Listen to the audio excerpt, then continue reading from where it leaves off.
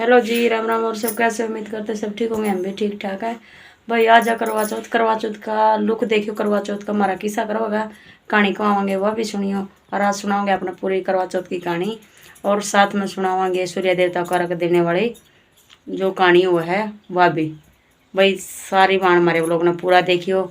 कौन कौन इकट्ठी होकर कहानी कहवाएंगी, कौन कौन आवेंगी, कौन कौन किस्सा सूट पार कहावेंगी, कौन कुछ नया लुक में दिखेगी या वही अपने पुराने लुक दिखेंगे भाई। हमारे व्लॉग ने पूरा देखियो।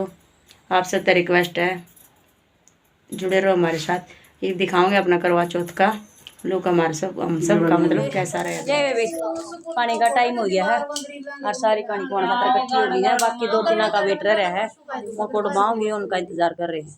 ले वे मेरी सारी बना देख लो। मैं विन का बच्चा हूँ एक। यस मान के भाई, ये हमारी बच्चा पार्टी है। सही है,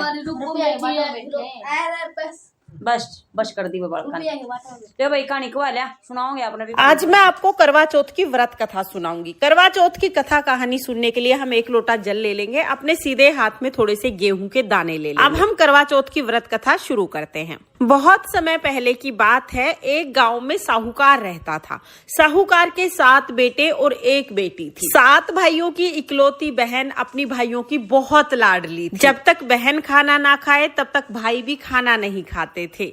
आया करवा चौथ का व्रत। साहूकार की बेटी ने करवा चौथ का व्रत कर लिया। दोपहर हुई तो भाई घर पर आए और आकर बोले, चल बहन खाना खाते हैं। बहन बोली, भाई मैं तो आज खाना नहीं खाऊंगी, मेरा आज करवा चौथ का व्रत है। भाइयों को लगा कि हमारी बहन आज सारा दिन भूखी रहेगी, तो भाइयों ने कहा, बहन फिर तुम खाना कब खाओगी? तो वो बोली कि जब चंद्रमा निकल जाएंगे, चंद्रमा का पूजन करके फिर मैं खाना खाऊंगी। उसके भाई बोले, बहन अगर अभी चंद्रमा निकल जाएगा तो क्या तुम अभी खाना खा लोगी? तब साहूकार की बेटी बोली, हाँ भाई अगर अभी चंद्रमा निकलेगा तो उनका पूजन करके मैं अभी खाना खा लूंगी। अब सारे भाइयों को लगा कि जब तक चंद्रमा नहीं निकलेगा तब तक हमारी बहन तो भूखी रहेगी। सब भाइयों को इस बात का बड़ा दुख हुआ। सारे भाइयों ने मिलकर योजना बनाई। तेल लाया, कोई पूला लाया, कोई लकड़ी लाया, कोई छलनी लाया। सारी चीजें इकट्ठी करके गांव से बाहर ऊंचे से एक पेड़ के ऊपर चढ़ गए और पूले पर आग जला के उसके आगे छलनी लगा दी। एक भाई भागा भागा घर आया, बहन देख चांद निकल आया है। वो साहूकार की बेटी ऊपर छत पे गई, जाके देखा सच में ऐसा लगा जैसे चांद निकला हुआ है। वो नीचे आई, आके अपने भाभीओं से बोली, भाभी चांद निकल गया, चलो अर्घ दे लेते हैं। उनकी भाभी बोली, बहन जी ये तो आपके नाम का ही चांद निकला है, हमारे नाम का चांद नहीं निकला है। साहूकार की बेटी ने छत पे जाके चांद की पूजा करी और आके अपने भाइयों के साथ खाना खाने बैठ गई। जैसे ही टुकड़ा तोड़ा, पहले टुकड़े में बाल आ गया, दूसरा टुकड़ा तोड़ा तो छींक आ गई, तीसरा टुकड़ा तोड़ा तो राजा जी के घर से बुलावा आ गया कि राजा जी बहुत बीमार है, उसका पति बहुत बीमार है, अभी बुलाया है। अपनी बेटी को विदा करने के लिए साहूकारनी ने संदूक खोली। पहली संदूक खोली, सफेद साड़ी निकली। दूसरी संदूक खोली, उसमें भी सफेद साड़ी निकली। तीसरी संदूक खोली तो उसमें भी सफेद साड़ी निकली। अब साहूकारनी ने सफेद साड़ी पहना के अपनी बेटी को तैयार कर दिया और विदा करते टाइम एक सोने का टका उसके हाथ में दिया और कहा, बेटी रास्ते में जो भी मिले सबके पैर छूते हुए जाना, जो भी तुम्हें सदा सुहागन रहने का आशीर्वाद दे दे उसी को ये सोने का टका दे देना। अब साहूकार की बेटी घर से चली, रास्ते में जो भी मिला सबके पैर छुए, किसी ने सदा सुहागन रहने का आशीर्वाद नहीं दिया। वो अपनी ससुराल आ गई। ससुराल आके दूर से देखा कि उसके घर के पास, जो ससुराल का घर है उसके पास बहुत लोगों की भीड़ लगी हुई है। उसके पति की मृत्यु हो गई थी और सब लोग इकट्ठा हुए थे।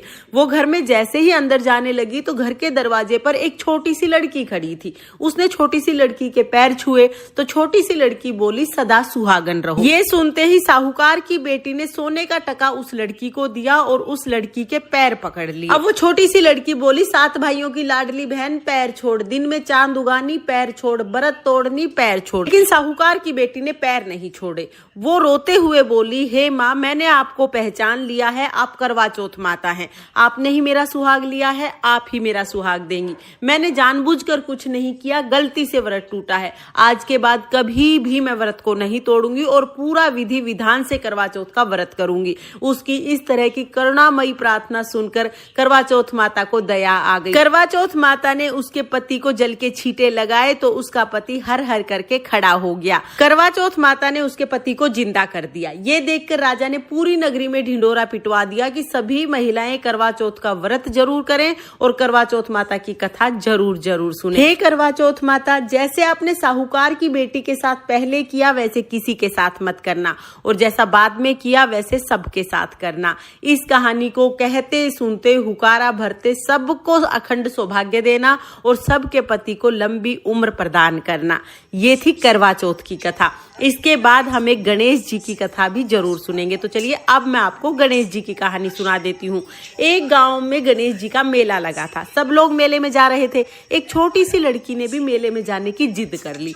वो बोली, माँ मैं भी मेले में जाऊंगी। उसकी माँ बोली, नहीं बेटा, वहां पर बहुत भीड़ होगी, तुम कहीं गिर पड़ जाओगी, चोट लग जाएगी। लेकिन छोटी सी लड़की नहीं मानी, बोली माँ मैं तो मेले में जाऊंगी। तो उसकी माँ ने उसे 2 लड्डू और 1 घंटी पानी दे दिया और कहा कि 1 लड्डू और पानी गणेश जी को, बचा हुआ लड्डू और पानी तुम खा लेना।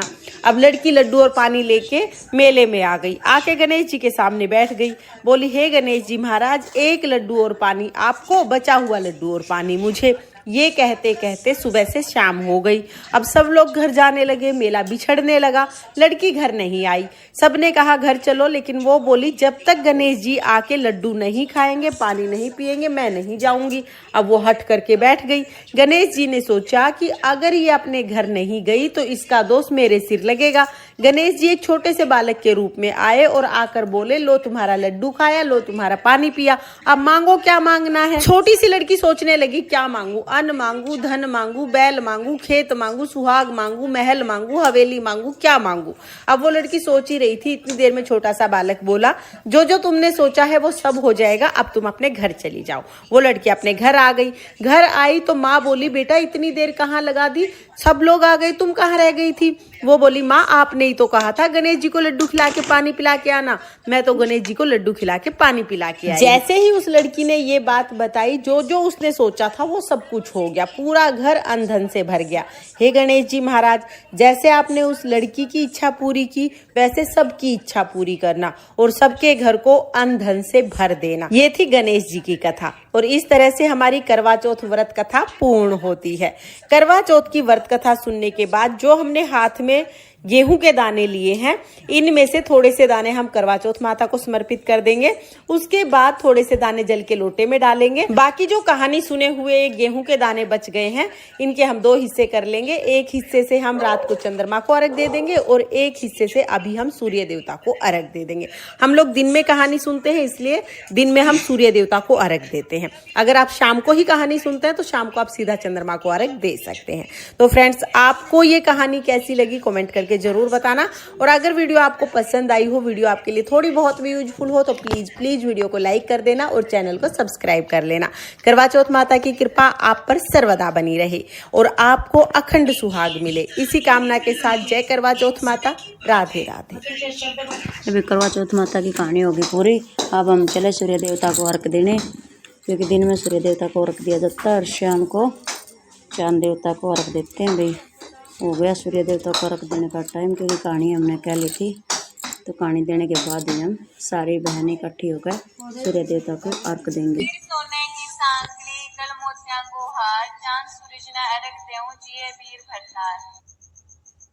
एक वाली चोटा ले लिया, पीछा पानी पी लिया। अरे देखो बे, मेरी एक तो सो गई है, बोले मैं रेस्ट कर लूँ। या मेरी बेबे, या हमारी बहू रानी बेबे, अरे को पास से बैठी है कूण में, फोन में बड़ी खड़ी होगी। हाँ वह बढ़ी कूण में काकी बेटी में। तो ले बेबे देख लो हमारी आज करवा चौथ की लुक मेरी बेबे की। आइए मीना इन्होंने पाछे पर है बेबे, ये हमारी बच्चा पार्टी भाई साथ में। देखो भाई बहू रानी का लुक शूट का 1 नंबर का लग गया। सही है, बढ़िया लग गया, बढ़िया सारी है जमा फर्स्ट क्लास। जो बे खुआ लिया हमने कहानी ला लिया आप भी छोटा और तो क्या करना है भाई। ये अपना ईद दिया तैयार, इसमें संभाल कर देते हैं शाम में, फिर जब पानी देवांगे जब छोड़ लेंगे। जब भाई शाम हो गई है, रोटी पानी की तैयारी कर लिया, क्योंकि करवा चौथ का व्रत खुलने का भी टाइम हो गया है। और बात ऐसे है, लाडू में लग गई है भूख, पहले माँ खाने का बना के मैं भाई बच्चे की फरमाइश के लिए चल रहा है गाड़ी, तो देखो सीधी बात यही है। और एक बात ऐसी है, आज बच्चे की फरमाइश पर बनाया मैंने हलवा पूरी। ये हुई बोले मम्मी अच्छा लाल रंग करिए, वहाँ पे लाले रंग करांगे। ये हलवा बनाया भाई, स्वादे लाल दोनों बन भाई जुट गए, खा कर करेंगे रेस्ट ये। और फिर इनकी ख्वाहिश थी आज पूरी सब्जी, पूरी की, आलू की सब्जी, आलू की सब्जी की और आलू पूरी गोभी। की। भाई बात ऐसे है, मैंने बना दी आलू की सब्जी, आलू गोभी की सूखी सब्जी। ये रहा कुकर अभी तो देखो। और पूरी के लिए मैंने आटा लगा दिया है। 7:30 बज चुके हैं भाई, इसलिए मैं इतना बच्चे न बना के खुआ दूँ। अपना जब चांद निकलेगा आरक देख के, फिर अपने चांद ने देख के अपना व्रत खोल लाएंगे। ठीक है भाई, बच्चे इतना वेट नहीं कर सकते क्योंकि बच्चों के लिए जरूरी भाई टाइम पर खाना है ना। तो सीधी बात यह है कि बच्चे ने खुआ के फिर आप काम करेंगे अपना आगे का, और काम जो रहे फिर बदलेंगे। फिलहाल तो कपड़े चेंज करने पड़े भी, क्योंकि फिर रोटी पानी बनावा ना तो नए सूट का कुछ लाग जाए, सो बात होया करे। इसलिए फिर मिलते हैं नेक्स्ट